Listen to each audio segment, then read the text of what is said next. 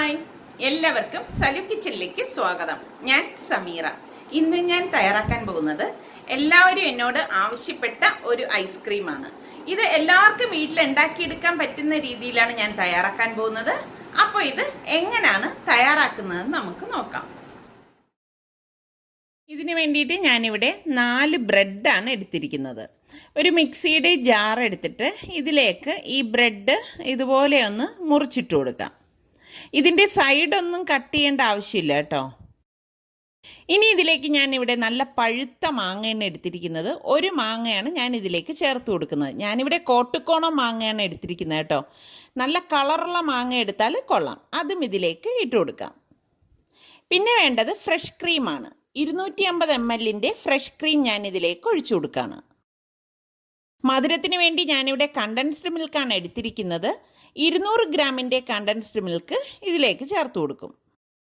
പിന്നെ പാലാണ് വേണ്ടത്. നല്ല കട്ടിയുള്ള പാല് ഞാനിവിടെ 1.5 കപ്പ് ചേർത്ത് കൊടുക്കുന്നുണ്ട്. ഞാനിവിടെ മാംഗോയുടെ എസൻസ് ഒഴിച്ചു കൊടുക്കുകയാണ്. ഇപ്പം അതില്ലെങ്കിലും കുഴപ്പമൊന്നുമില്ല. ഞാനിവിടെ 2-3 ഡ്രോപ്പ് ഇതിലേക്ക് ചേർത്ത് കൊടുക്കും. അതും കൂടി ചേർക്കുമ്പോൾ ഈ ഐസ്ക്രീമിന് ഒരു പ്രത്യേക മണമാണ്. ഇനി ഇത്രയും നമുക്ക് അടിച്ചെടുക്കാം. ഇതിവിടെ ഞാൻ അടിച്ചെടുത്തിട്ടുണ്ട്. ഈ ഒരു കൺസിസ്റ്റൻസിയിലാണ് ഈ ഐസ്ക്രീം കൂട്ടിയിരിക്കുന്നത്. കണ്ടോ, ഒരുപാട് ലൂസും അല്ല, എന്നാൽ ഒരുപാട് തിക്കും അല്ല. ഇനി ഞാൻ ഇതുപോലെ ഒരു കണ്ടെയ്നർ എടുത്തിട്ട് ഇതിലേക്ക് ഈ ഐസ്ക്രീമിൻ്റെ കൂട്ട് നന്നായിട്ടൊന്ന് മിക്സ് ചെയ്തിട്ട് ഒഴിച്ചു കൊടുക്കുകയാണ്. ഇപ്പം ഇതിൻ്റെ അകത്ത് ചെറിയ ചെറിയ പീസൊക്കെ കിടന്നാലും പ്രശ്നമൊന്നുമില്ല കേട്ടോ. ഇനി ഞാൻ ഇതൊരു പ്ലാസ്റ്റിക് റാപ്പ് കൊണ്ടൊന്ന് കവർ ചെയ്യാണ്. ഇതിൻ്റെ മുകളിൽ ഐസ് കട്ട പിടിക്കാതിരിക്കാനാണ് നമ്മളിങ്ങനെ പ്ലാസ്റ്റിക് റാപ്പ് കൊണ്ടൊന്ന് കവർ ചെയ്യുന്നത്. അതുപോലെ നമുക്ക് ഈ കണ്ടെയ്നറിൽ നിന്ന് പെട്ടെന്ന് ഇളക്കി എടുക്കാനും സാധിക്കും. ഇതൊന്ന് ഇതുപോലെ അടപ്പ് കൊണ്ട് അടച്ചിട്ട് ഇത് സെറ്റാകാനായിട്ട് ഫ്രീസറിലേക്ക് വെക്കും. ഇതിപ്പോൾ ഞാനിവിടെ ഫ്രീസറിൽ നിന്ന് എടുത്തതാണ്. ഞാനിതൊന്ന് ഓപ്പൺ ചെയ്ത് കാണിച്ചു തരാം. ഞാനൊരു 7 മണിക്കൂറോളം ഇത് സെറ്റാകാനായിട്ട് ഫ്രീസറിൽ വെച്ചു.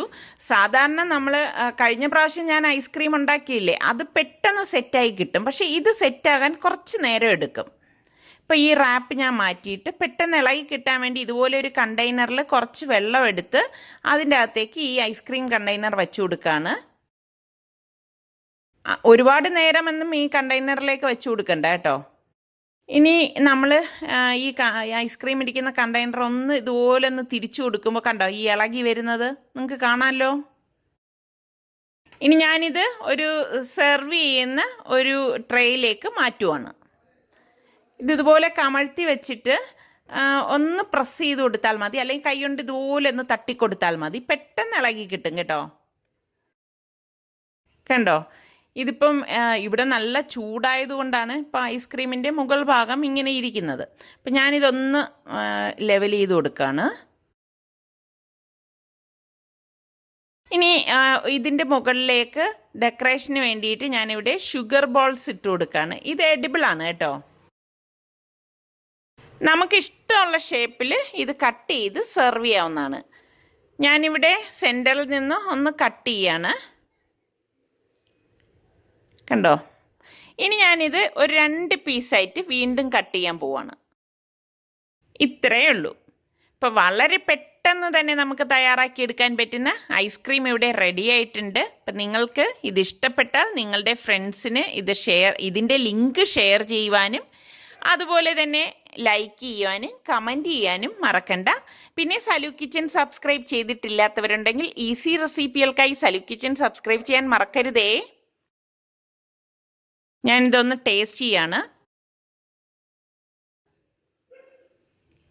ഓ, അടിപൊളി ടേസ്റ്റ് കേട്ടോ. സത്യം, ഞാൻ ഇനിയൊന്നും പറയുന്നില്ല. നിങ്ങൾ ഒന്ന് ട്രൈ ചെയ്ത് നോക്കിയിട്ട് എനിക്ക് റിപ്ലൈ തരൂ.